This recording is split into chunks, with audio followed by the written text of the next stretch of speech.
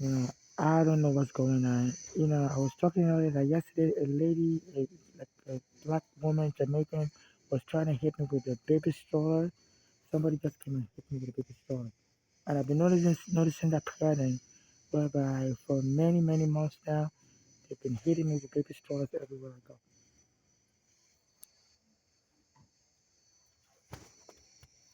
So it's like they just don't want to back down. And they're trying to find every loophole in the law. Because hamper space, I don't know how you know, hit somebody with a baby stroller. Person just hit me with a baby stroller and disappeared. And I don't see them hitting anything else.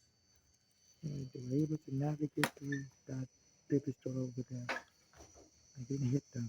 So, huh?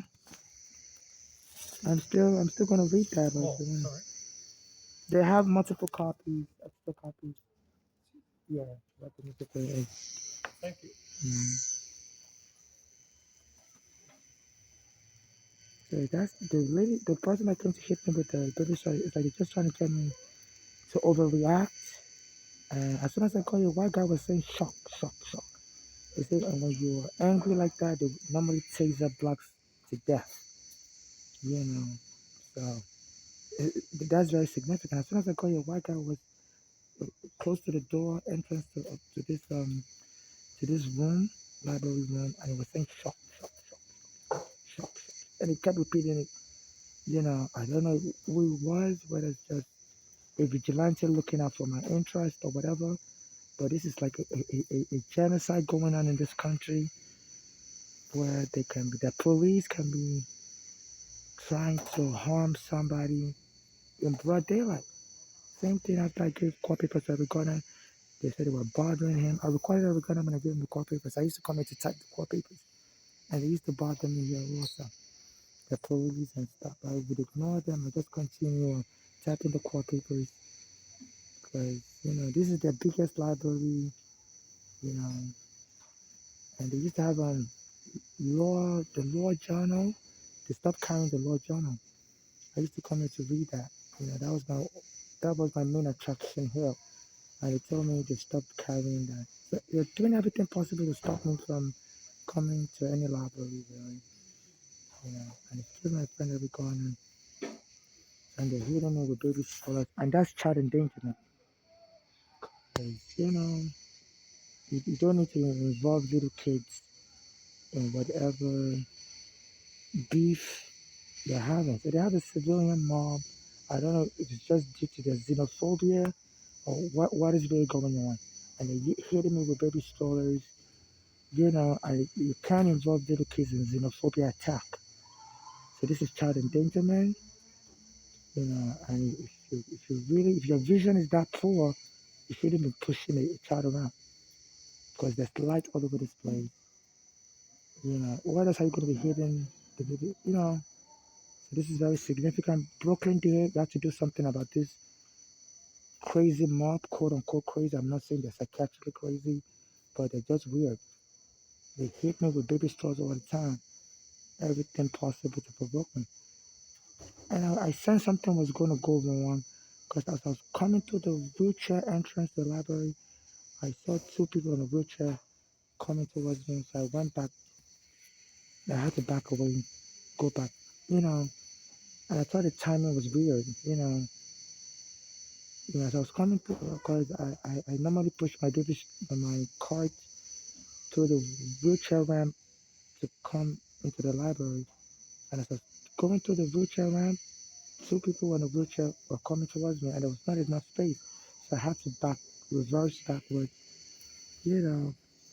So anytime I start experiencing, you know, you know, things like that, it should never stop.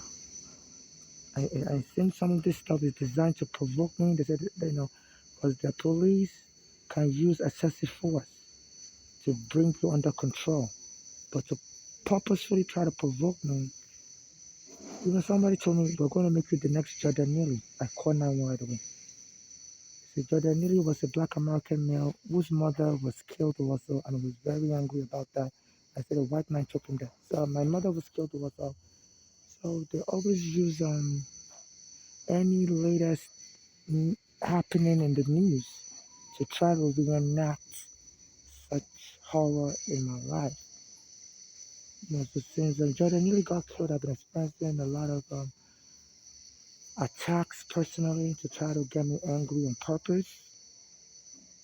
And this, a few weeks ago, my tire fell from my cart, so I chain locked my cart to a public chair in front of a camera, in front of another library, Brooklyn Public Library in downtown Brooklyn. So I went to go get a new cart. Before I came back, the park workers took all my stuff. And I asked them, "You have no right to take my stuff. I chain lock you to a chair." And they were saying, "Jordan Neely, Jordan Neely." I'm like, "Why are you insulting me?" And they were laughing. So I called 911. I said, the Jordan Neely case is going on in court, and the park workers stole my belongings. I said they were just trying to get me mad so I could overreact like Jordan Neely and get killed. And the police told me they can't help me either. So they were too busy. They made me wait in the court for 2 hours. So the police are joining with a civilian to mock me. I said the police in front of the Brooklyn Public Library near the BAM Center, Atlantic Avenue.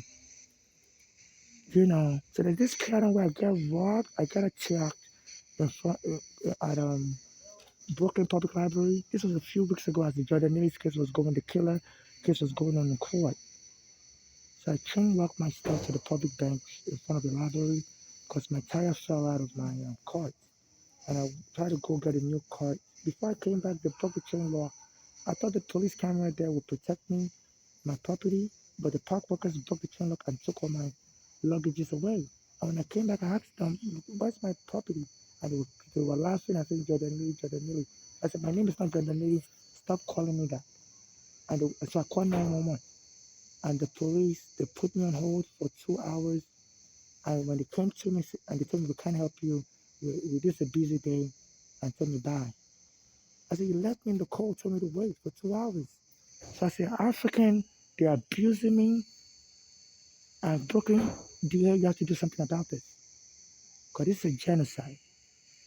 It's a genocide.